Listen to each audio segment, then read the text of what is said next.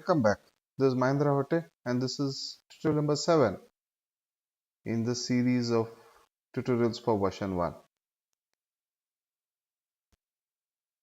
In tutorial number 6, we saw about storyboard, taskboard, burn down charts, and member dashboard. And all along the series of tutorials, I have been touching upon the reports in some way or the other. In this particular tutorial, I will exclusively show all the reports that are available. Version 1 has got a plethora of reports. I don't not intend to go into the details of each of the reports.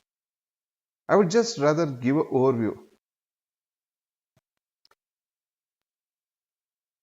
This is a section of reports. This is the section which has got the executive reports, which is at the planning level dashboard, planning level quick list. We've got the portfolio item bubble chart, the cumulative flow. These are the executive reports at the planning level.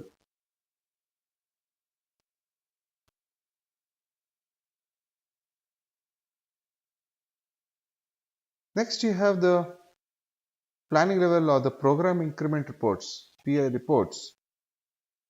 It has the reports like velocity trend, team capacity, test trend, test runs, estimation accuracy, and things like that. Going further down, you have the sprint level reports.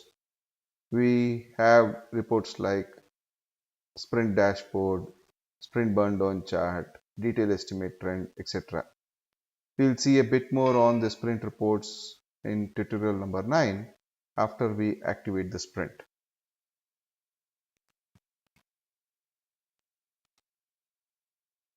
In the section of member or team reports, we have the reports pertaining to the team members. Reports like member dashboard, member group dashboard, timesheet auditing, team burn down, team capacity, etc. can be seen here. Scrolling further down, we have the planning reports. You have the velocity trend, velocity by date, velocity by status, team capacity, to name a few.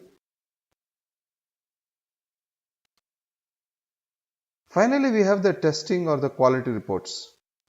Here in this section, we have reports like test trend, reports pertaining to the trends on the defect priority, defect status, defect resolution, to name a few. Well, this was a pretty short tutorial which gave a quick overview on all the various reports that we have at our disposal in version 1. Thanks for joining.